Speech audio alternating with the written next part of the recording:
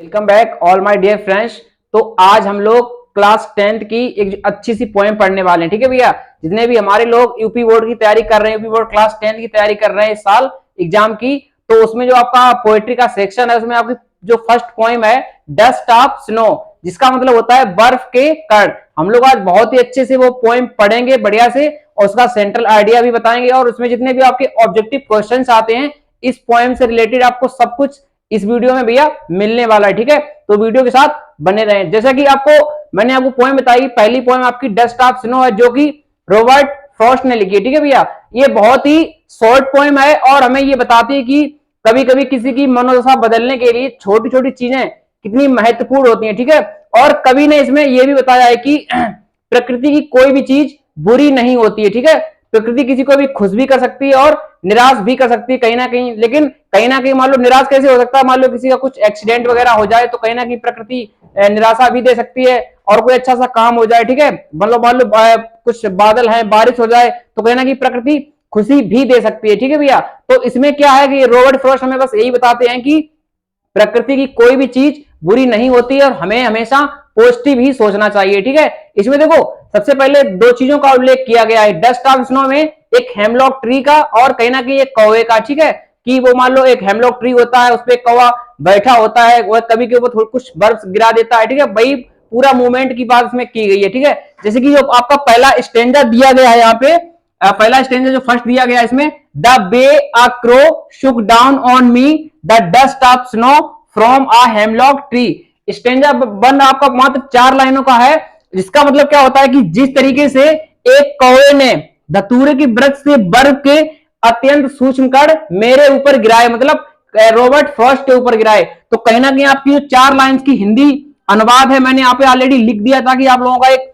अच्छा सा notes prepare हो सके। ठीक है भैया, तो इसकी हिंदी क्या होगी, the way a crow shook down on me, जिस तरीके से एक कौवे ने the dust of snow from a hemlock tree, मेरे ऊपर कुछ बर्फ के अत्यंत सूक्ष्म कण गिराए, कहां से, हेमलॉक ट्री का मतलब धतूरे के वृक्ष से।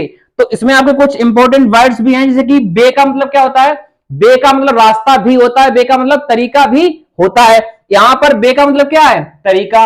एक अगला इसमें इंपॉर्टेंट वर्ड है आपका सूक, सूक का मतलब होता है हिलाना। ठीक है, सेक की सेकेंड फॉर्म यहाँ पे है, सेक सूक सूक। ठीक है, एक अगला क्या है आपका dust of snow, dust of snow का मतलब यहाँ पे क्या है, बर्फ के सूक्ष्म कण, बर्फ के सूक्ष्म कण, माइन्यूट पार्टिकल्स ऑफ स्नो।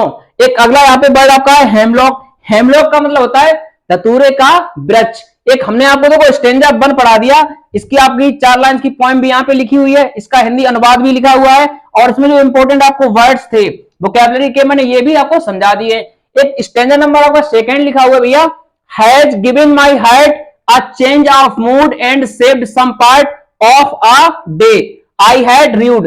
तो यहाँ पे देखो रॉबर्ट फ्रॉस्ट ये कहते हैं कि बर्फ के बेकड़ जो कभी पर मेरे ऊपर गिरते हैं वे हमारी पूरी मनोदशा को बदल देते हैं। मैंने जितना समय बर्बाद किया था पश्चाताप में, अब उसी बर्फ ने मेरा क्या कर दिया, थोड़ा सा समय बचा लिया, दिन का कुछ भाग बचा लिया। ठीक है भैया, आप लोग अगर इसका अच्छे से मतलब हिंदी अनुवाद जानना चाहते हैं तो हमने ऑलरेडी यहाँ पे लिख दिया है। ठीक है, जैसे कि लिखा है बर्फ के बेकड़ जो कभी पर गिरते हैं वे उसकी मनोदशा को बदल देते हैं और कभी के दिन के कुछ हिस्से को बचा लेते हैं जो उसने पश्चाताप में बिताया था। हमने यहाँ पे देखो पोएम भी लिखी है, उसका हिंदी अनुवाद भी लिखा है भैया। ठीक है, और इसमें जो इंपोर्टेंट आपके वर्ड्स आए हैं, जैसे चेंज का मतलब क्या होता है, बदलना, मूड का मतलब मनोदशा, और सेव का मतलब क्या होता है, बचाना, रीड का मतलब क्या होता है, पश्चाताप में समय बिताना। तो हमने आपको भैया पोएम 1 का स्टेंजा 1 स्टेंजा 2 आपको पढ़ा दिया है। आपको अगली स्लाइड में इस पोएम का सेंट्रल आइडिया बहुत ही यूनिक शब्दों में हम आपको लिखवाएंगे। ठीक है भैया, तो बस वेट करते रहें। हम लोग भैया इस पोएम का सेंट्रल आइडिया देखते हैं। देखो भैया, हमने यहाँ पे अपने यूनिक शब्दों द्वारा सेंट्रल आइडिया बनाया हुआ है जो कि आप लोगों को बहुत ही सरल भी लगेगा, और एग्जाम में आपको बिलीव नहीं है भैया 3 नंबर का हर साल इस चैप्टर से आता है। ठीक है, डस्ट ऑफ स्नो, पिछली बार का अगर पेपर उठा के देखेंगे आप लोग तो 2022-23 वाला, उसमें भी डस्ट ऑफ स्नो पहला ही पॉइंट आया था कि इसमें डस्ट ऑफ स्नो का सेंट्रल आइडिया आप लोग लिखिए। और मैं आपको सजेस्ट ये करूंगा भैया कि डस्ट ऑफ स्नो जो आपकी पोएम है बहुत ही इंपॉर्टेंट है, इसमें 3 नंबर का आपका सेंट्रल आइडिया आता है और 3 नंबर की एक पोएम भी लिखने को आती है जो कि बहुत ही सरल भी है, क्योंकि 4-4 लाइनें दोनों स्टेंजाज में दी गई, आप लोग अच्छे से तैयार कर लेना। ठीक है भैया, तो यहाँ पे हम लोग देखते हैं सेंट्रल आइडिया इसका डस्ट ऑफ स्नो का। तो सबसे पहले आपको ये समझना पड़ेगा डस्ट ऑफ स्नो लिखी किसने है, रॉबर्ट फ्रॉस्ट ने, ठीक है, जो कि एक अमेरिकन इंग्लिश के पोइट है, ठीक है। अब यहाँ पे हम लोग देखते हैं कि dust of snow is written by a famous American English poet Robert Frost. जो आपकी डस्ट ऑफ स्नो पोएम है वो किसके द्वारा लिखी गई है, अमेरिका के प्रसिद्ध कवि रॉबर्ट फ्रॉस्ट के द्वारा।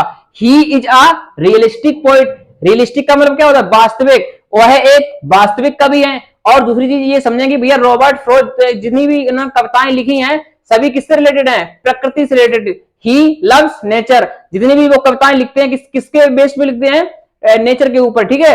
एक अगला इसमें लाइन क्या लिखी हुई है, he settled all the negativity of minds like crow is a symbol of death and cat is a symbol of danger. उन्होंने हमारे जो दिमाग की निगेटिविटी है ना उनको बिल्कुल दूर कर दिया है। जैसे कि हम लोग कभी कभी ये मानते हैं ना, crow is a symbol of death, कि कौवा मौत का प्रतीक है, cat is a symbol of danger, जो बिल्ली होती है वो खतरे का प्रतीक होती है। तो वो ऐसा कुछ नहीं मानते, ठीक है। प्रकृति की हर एक चीज उनके लिए अच्छी है, वो इस पोएम में यही बताते हैं हमको। एक अगली लाइन क्या लिखी हुई है, it is a short poem, यह एक छोटी सी कविता है, दैट डिस्क्राइब, जो कि वर्णन करती है, simple movement has a larger significance, कि एक छोटे से पल में भी बहुत महत्वपूर्ण छिपा होता है, ठीक है। छोटे से पल में भी बहुत महत्वपूर्ण होते हैं, छोटे से पल हमारे लिए महत्वपूर्ण होते हैं, ठीक। एक अगली लाइन क्या लिखी हुई है, sometimes simple action change everything, कभी कभी जो छोटे पल होते हैं सब कुछ बदल देते हैं, ठीक है भैया। एक अगली लाइन क्या है, according to him we should be positive in all the circumstances, उनके अनुसार हमें हमेशा मतलब हर परिस्थितियों में ही सकारात्मक सोच रखनी चाहिए। आप लोग अच्छे से भैया इसका स्क्रीनशॉट ले सकते हैं बढ़िया से, और एग्जाम में 110% यहां से 3 नंबर का एक क्वेश्चन आएगा। अगर आपको कोई भी डाउट रहता है तो ये हमारा भैया व्हाट्सएप नंबर है, इस पे आप फर्स्ट पेपर, सेकेंड पेपर, 9 से लेकर 12 क्लास तक कोई भी अपना डाउट भेज सकते हैं, ठीक है। अगर आपको इसकी पीडीएफ चाहिए हम पीडीएफ भी प्रोवाइड करा देंगे, आप इस व्हाट्सएप नंबर पे मैसेज कर सकते हैं, ठीक है। अगली स्लाइड में हम आपको करवाने वाले हैं इस पोएम के जितने भी ऑब्जेक्टिव क्वेश्चंस, आपको नेक्स्ट स्लाइड में अभी मिलेंगे। हम लोग भैया इसके ऑब्जेक्टिव क्वेश्चंस देखने वाले हैं। देखो भैया आपके एग्जाम में क्या क्या चीज आने वाली है अभी पोएट्री सेक्शन से एक बार हम लोग समझ लेते हैं। सबसे पहला एक क्वेश्चन आपका आता है कि 4 लाइंस की आपको एक पोएम लिखनी होगी, ठीक है, जो कि आपको अगर जो टेस्ट पेपर में आपके होगी उसको कॉपी नहीं करना होता, ठीक है भैया। जो आपको टेस्ट पेपर में ना हो वो लिखनी होगी, 4 लाइंस की पोएम लिखनी होती है, ठीक है भैया। वो 3 नंबर की आती है, एक आपका सेंट्रल आइडिया 3 नंबर का आएगा, 3 6 नंबर, 2 नंबर के आपके ऑब्जेक्टिव क्वेश्चन आएंगे। टोटल आपकी पोएट्री 8 नंबर की आती है भैया। अब ऑब्जेक्टिव क्वेश्चन किस टाइप के हो सकते हैं भैया, जैसे कि यहाँ पे स्टेंजा नंबर 1 मैंने लिखा है, जैसे कि the way a crow shook down on me the dust of snow from a hemlock tree. आपको ये वाला स्टेंजा पढ़ के आपको नीचे जो कुछ क्वेश्चंस आपको 2 क्वेश्चन आपके एग्जाम में आएंगे, वो क्वेश्चन 2 नंबर के होंगे। जैसे कि पहला क्वेश्चन लिखा हुआ है, यहाँ पे नोट पॉइंट क्या लिखा, read the stanza and answer the following questions. Stanza को पढ़िए और जो नीचे आंसर दिए मतलब क्वेश्चन दिए उनका आंसर कीजिए। तो यहाँ पे पहला क्वेश्चन है भैया, who compose the above lines, जो आपकी लाइंस ऊपर गिवन है वो किसने उसकी रचना की है। तो किसने रचना की है आपको दिख रहा होगा कि जो पोएम लिखी है आपकी डस्ट ऑफ स्नो, और इसके राइटर कौन है, रॉबर्ट फ्रॉस्ट। तो इसका आंसर क्या हो जाएगा भैया, रॉबर्ट फ्रॉस्ट। एक अगला क्वेश्चन हम लोग देखेंगे, the dust of snow was dropped by, जो डस्ट ऑफ स्नो मतलब बर्फ के कुछ कण गिरे थे, सूक्ष्म कण, वो किसके द्वारा गिराए गए थे, एक कौवे के द्वारा। तो इसका ऑप्शन क्या हो जाएगा, आ क्रो। यहाँ पे आप काउ मत कर देना, कहीं ना कहीं आपको ऐसा लगेगा ना COW CROW, थोड़ा सा फर्क है भैया। एक अगला क्वेश्चन है, द वे मीन्स, हमने आपको यहाँ पे बताया था कि वे का मतलब रास्ता भी होता है, लेकिन वे का मतलब एक तरीका भी होता है। यहाँ पे वे का तरीका तो मतलब मेथड, यहाँ पे आप ऑप्शन मिल सकता है मेथड या मैनर, एक ऑप्शन आपको मिल सकता है, ठीक है। एक अगला क्वेश्चन इसमें क्या है, from where was snow dropped, जो बर्फ कहते हैं सूक्ष्म कण थे वो कहां से गिरे थे, from a people tree, from a Neem tree, from a hemlock tree. तो इसका करेक्ट आंसर क्या हो जाएगा, फ्रॉम अ हेमलॉक ट्री, एक धतूरे के वृक्ष से बर्फ गिरी थी, ठीक है भैया। हम लोगों ने स्टेंजा 1 कंप्लीट कर लिया है। स्टेंजा 2 में आपके कुछ ऑब्जेक्टिव क्वेश्चंस और हैं, हम लोग नेक्स्ट स्लाइड में पढ़ेंगे। आप लोग इस वाली स्लाइड का अच्छे से स्क्रीनशॉट ले सकते हैं। हम लोग भैया स्टेंजा नंबर 2 के ऑब्जेक्टिव क्वेश्चंस देखते हैं। जैसे स्टेंजा नंबर आपका सेकंड लिखा हुआ है, has given my heart a change of mood and saved some part of a day I had rued. हमने आपको स्टेंजा पढ़ा भी दिया, आपको जब से पहली स्लाइड में आपको ये पूरी पोएम ही मैंने पढ़ाई है, ठीक है भैया। तो इसके बेस्ड कुछ क्वेश्चंस में लिखे हैं, जैसे कि पहला क्वेश्चन है, who composed the above lines. जो ऊपर आपको लाइंस गिवन है, इनकी रचना किसने की है? तो पोएम आपकी कौन सी है? डस्ट ऑफ स्नो, और उसके पोएट कौन है? Robert Frost. तो इसका आपको ऑप्शन नंबर पहला करेक्ट हो जाएगा, ठीक है भैया।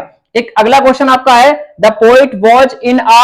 अगर देखो जो ये पोएम पढ़ के नहीं जाएगा, इसके ऑब्जेक्टिव क्वेश्चन पढ़ के नहीं जाएगा, कहीं ना कहीं गलत कर देगा। अगर आपने इसमें यहां पे लगा दिया टिक सैड मूड पे, तो कहीं ना कहीं आपका ये एक नंबर का क्वेश्चन ये गलत हो जाएगा। अगर ऑप्शन यहाँ पे प्लेफुल मूड में है, देखो भैया जितने भी पोएट आपके होते हैं, जब वो कोई कविता लिखते हैं तो कहीं ना कहीं प्लेफुल मूड में रहते हैं, ठीक है। तो यहाँ पे the poet was in a playful mood में था, ठीक। अगर आपको ये ऑप्शन नहीं मिलता है प्लेफुल मूड वाला, तो आपको सैड वाला ऑप्शन टिक करना पड़ेगा, लेकिन प्लेफुल मूड अगर है तो आपको यही आंसर टिक करना पड़ेगा, ठीक है भैया। The poet was in a playful mood. एक अगला क्वेश्चन आपका है, द वर्ड र्यूड मीन्स। हमने आपको बताया था र्यूड का मतलब होता है पश्चाताप में समय बिताना। पश्चाताप यहाँ पे आपका ऑप्शन नंबर फर्स्ट हो जाएगा सही। रिपेंट का मतलब होता है पश्चाताप में अपना समय बिताना, ठीक है, पश्चाताप करना। तो कहीं ना कहीं हमने आपको 3 क्वेश्चन बता दिए। चौथा क्वेश्चन क्या है, what has the poet saved. जो आपके कवि हैं रॉबर्ट फ्रॉस्ट ने अपना क्या बचा लिया था? यहाँ पे मैंने सब कुछ सामने दिख रहा है, and saved some part of a day I had rued. और उसने कुछ समय बचा लिया था, जो उसने दिन के कुछ भाग को अपना व्यतीत करने में, मतलब पश्चाताप में दिन बिता दिया था, ठीक है। दिन का आधा हिस्सा पश्चाताप में बिता दिया था, ठीक है, लेकिन उसने दिन का आधा हिस्सा बचा भी लिया था। तो यहाँ पे ऑप्शन कौन सा सही हो जाएगा? Some part of the day, second option, some part of a day. हमने भैया आपको ये वाली पोएम, सबसे पहले आपको पोएम पढ़ाई है बहुत अच्छे से, उसके बाद उसका सेंट्रल आइडिया, उसके बाद 4-4-8 कम से कम 8 क्वेश्चन आपको ऑब्जेक्टिव क्वेश्चंस भी करा दिए हैं। अगर आपको फिर भी कोई डाउट रहता है, हमने आपको व्हाट्सएप नंबर बता दिया सेकंड स्लाइड में, और कुछ भी अगर आपको कुछ पूछना है आप लोग कमेंट बॉक्स में पूछ सकते हैं। हम लोग second poem fire and eyes, जो कि रॉबर्ट फ्रॉस्ट ने लिखी है, 2 या 3 दिन के अंदर वो वाली वीडियो भी अपलोड करेंगे। तब तक आप लोग अच्छे से पढ़ते रहिए।